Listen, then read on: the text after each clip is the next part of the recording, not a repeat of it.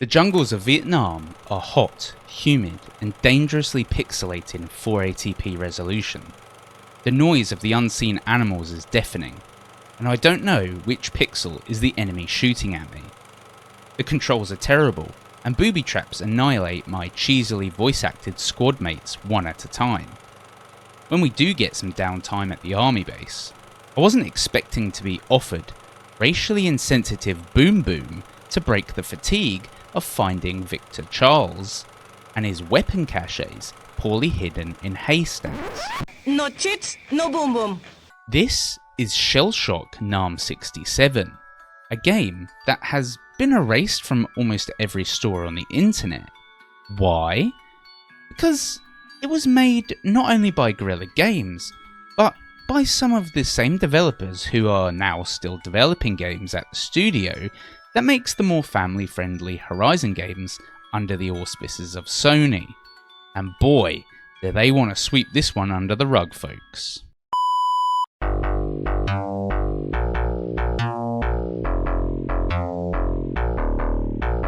In this video, we're going to dive deep into the controversial Shellshock Nam 67, find out where its developers are now, hint at the very top of Guerrilla Games, and talk about just how and why this game has been erased from internet history so that it doesn't stain Sony's reputation today. Our story starts in 2004, the year Shellshock Nam 67 released. The build-up to this game had been long, and the Vietnam War shooter had been pegged as a gruesome warts and all portrayal of the Asian conflict in the gaming media at the time. There was no shortage of screenshots of missing limbs and soldiers stuck in punji stick traps in the game's marketing to really hammer home what they were going for. Shellshock was developed by Guerrilla Games and published by Eidos Interactive for PC, PlayStation 2 and Xbox. A cursory glance at the game's wiki will tell you that the game was received poorly when it eventually came out. Edge gave it 4 out of 10, GameSpot gave it 5.4 out of 10, and PC Gamer slapped a terrible 15% out of 100 on it. IGN even called the game tasteless for its stereotypical portrayal of, well, everything. It's not all bad though, and there are some amazing features Shellshock brings to the table, but more on that later. 2 weeks before the game's release, the lead character artist on the game took to GameSpot to write a developer diary explaining some of the features of the game. That lead character artist was no other than Mathis de Jong of Guerrilla Games. Side note, this was before GameSpot was super professional and games journalism was in its infancy. But it's fascinating that we still have this relic available on the internet today. If de Jong's name sounds familiar to you, that's because it is. De Jong, and I'm likely butchering this poor Dutch man's name, is still at Guerrilla Games today, working as a game director for all their latest games, including numerous Killzones, as well as Horizon Zero Dawn and Forbidden West. In the article, aside from the usual guff about all the fancy research they did, de Jong explained what he called the body part system of asset creation. Rather than creating a single mesh model, the Guerrilla team scripted their work so they could swap body parts to make unique characters, which was a novel feature in 2004. Also novel in 2004 was the fact that these body parts could be blown off for added authenticity. Nothing says war like popping a Viet Cong's bamboo hat with your rifle after all. Another notable name that worked on Shellshock Nam 67 is Jorrit Rowe, who is today the lead game tech programmer for Guerrilla Games and worked as the lead programmer for Shellshock. Like de Jong, he joined the studio early when it was just a few guys in a room and remains at the head of the now global studio supported by Sony. And like de Jong, he led the development for numerous Killzone games, as well as both Horizon games too. And a fun Easter egg fact is that Rowe is in Shellshock as an NPC. When you reach the fortress level, he's an American soldier imprisoned in the basement and you can see his name above his head. This game was a fairly big deal back in the day, and knowing that 2 of the lead developers on the game still head up Guerrilla Games, I was intrigued how they got from this controversial and poorly received Vietnam War story to making trendsetters like Horizon. Was it really that bad, I thought? So I went back to play the game and find out once and for all. But before I could do that, I had to actually find the game, because it isn't on any of the major online stores. First I tried Steam, because I was sure at one point it had been on there, but now there's no mention of it. So my second stop was to GOG. They certainly have it because they're dedicated to older games, but it's not on there either. I found out that the original Xbox game was backwards compatible on the 360, but that hadn't carried over to the Xbox One or Series X. Long story short, the best way to play this game is actually on PS2 or original Xbox, because the PC port is dog doo-doo and doesn't run on modern computers. So, with my totally illegal PS2 version in hand, I was even more intrigued to start playing Shellshock. I couldn't stop thinking about what in the world they were trying to hide. Immediately upon loading up the game, the intro cutscene tells you what kind of game this is going to be. You land in Vietnam aboard a plane and are immediately told by an officer to board a helicopter. This is where he starts briefing you for your first mission. Except you can't really hear what he's saying over the sound of the door gunner constantly shooting. Roll! Name's Kowalski, by the way. You collect any trophies yet? Man. Dug in deep and we already lost a lot of good men today. At what, you might ask? I'm not too sure. Within 30 seconds, you're already on the ground with a squad tackling your first mission. I'm sure this is supposed to be some kind of commentary on the Vietnam War and soldiers being cannon fodder and all that grand stuff, but really it's just jarring. The first level of the game immediately highlights just why Shellshock was received so poorly. The controls are bizarre. You have to hold L1 to sprint forward, you hold L2 to lay down, but you have to hold it. You press triangle to crouch and you hold R2 to swap between weapons. Encountering your first Viet Cong combatants also reminds you of the fact that this game is definitely from 2004, because the aiming reticle is laggy and slow to respond to your thumbstick inputs. Thankfully there's auto aim, and boy will you need it. The character animations are also very rigid and clunky, which takes away the immersion. At first I put this down to the game's age and gave it some leeway, but then I realised Halo 2 had come out around this time, and that's a far more polished game. So I decided to look up what other games come out in 2004 to see how Shellshock stacks up against the competition, and I was shocked. In 2004, some of the best games to ever come out were released. This includes Half-Life 2, Halo 2, Far Cry, Red Dead Revolver, Metal Gear Solid 3 Snake Eater, and GTA San Andreas, just to name a few. With that in mind, it's clear to see that, even for a 20-year-old game, Shellshock falls behind what we expected at the time. During the first mission of Guerrilla's gritty Vietnam War game, it's not long before you start to encounter some of the more mature themes this game is known for.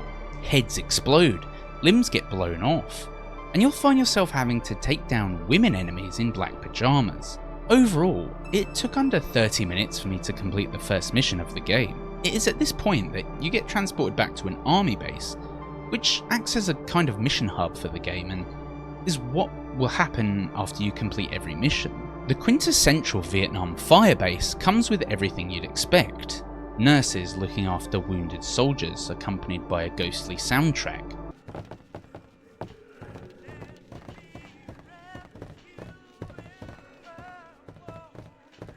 A firing range that has weapons simply thrown in the mud, as all good Marines should do, and a racially insensitive brothel owner who desperately wants you to spend some chits to go boom boom with her girls. Hey, soldier. I no see you before.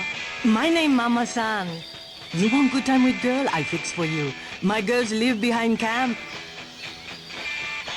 You get out and I pass to get past this guy. That nice man Deuce, he sell you one. You want girlfriend, nice Vietnam girl? Girls no free. You need cheats? Go, be good soldier. Earn cheats for good time.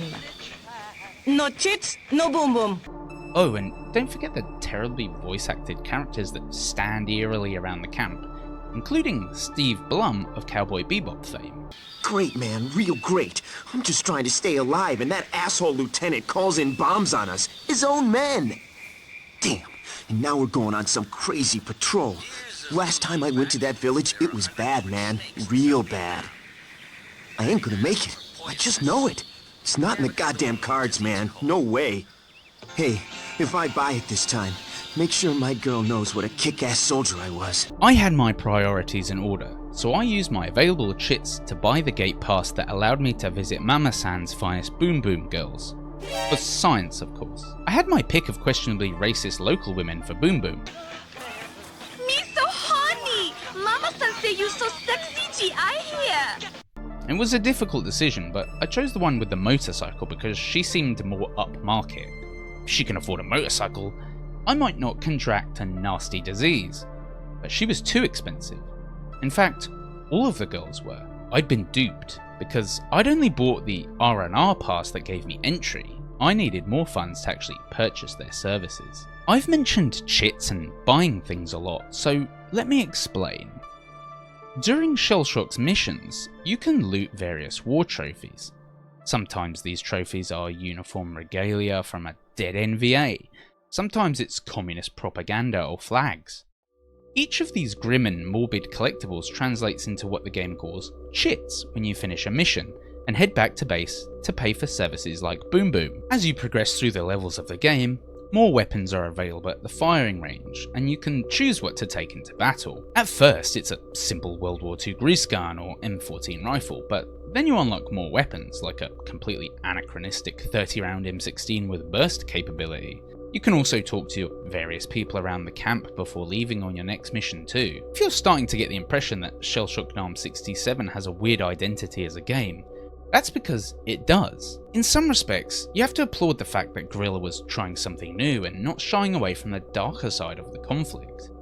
But in other respects, they seem to take it all slightly too far, to the point where the game becomes a caricature of itself, by introducing stereotypes that were entirely inappropriate, even in 2004. In short, it's no wonder that Sony and Guerrilla have tried to bury the game deep down where no one will be able to find out that the people who made this are still at the company, helping to make Sony's sanitized exclusives. Now, I've done an awful lot of criticizing Shellshock so far, but when you start to look past some of the simplistic flaws that made it a very janky game even 20 years ago, you start to realise that there are things that Shellshock does or pioneered back then that are a lot better than the competition at the time, which includes Conflict Vietnam that launched the same year. For example, the use of undulating and varied terrain and vegetation, which allows you to take cover, jump into trenches and flank your enemies. In a lot of circumstances, the enemy's AI will try to flank you or aggressively move forward.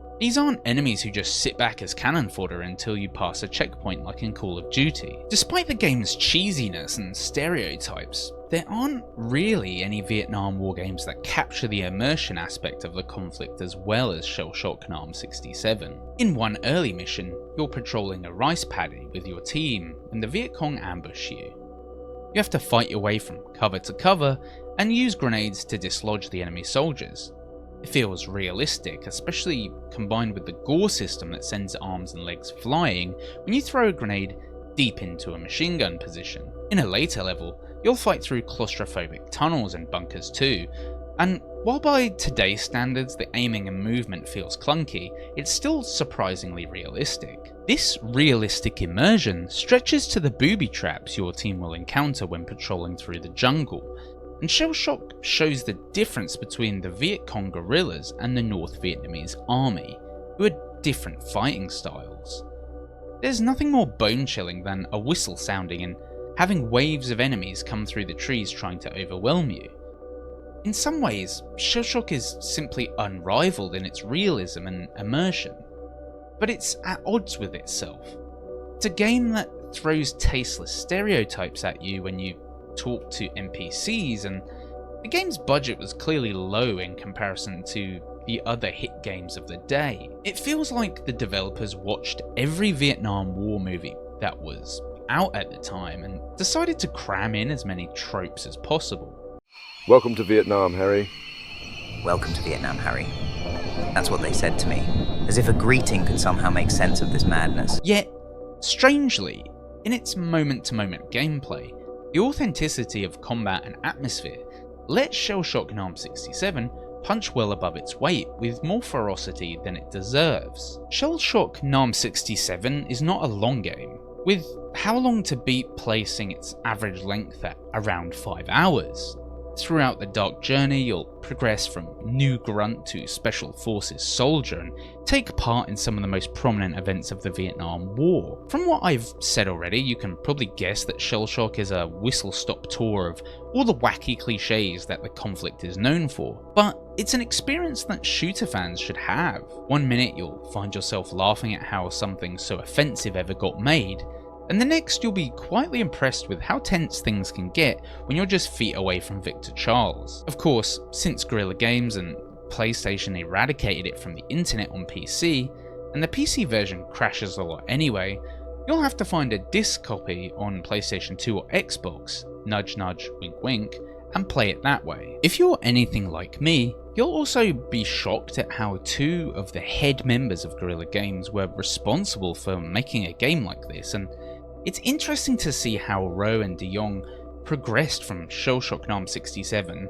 to Killzone to Horizon. In a way, Shellshock is the genesis of their later projects. One thing Guerrilla Games has always done well is innovate in actual game design and technology, and that can be seen in the body part system of Shellshock, where not only can limbs fly every which way, but it allows for characters on screen to look different simply by randomizing their appearance. For good or bad, you could never make Shellshock Nam 67 today, not just because it's incredibly offensive, but because it's a low-budget shooter that doesn't have all the glitz and glamour of something like Halo 2 or its big brother Killzone, which also launched in 2004 and was made by a separate team. Shellshock's developers were very much the B team at the time, but Rowe and de Jong proved that Shellshock is far more than the sum of its parts, and that's evidenced in the fact that 20 years later, they've taken Guerrilla Games to the very pinnacle of the video games industry. So it's no wonder that now they're at the top and partnered with Sony. It's probably best for all involved if they sweep Shellshock Nam 67 under the rug, and not draw attention to their not so polished origins. It would make sense for Sony to want to delist the game from online stores too, given its content, but at this point it's sheer conjecture, and unfortunately it will likely remain that way. Have you played Shellshock Nam 67? What do you think? Let me know down below, and thank you for watching the story of the Guerrilla game they tried to sweep under the rug. I'll see you in the next video.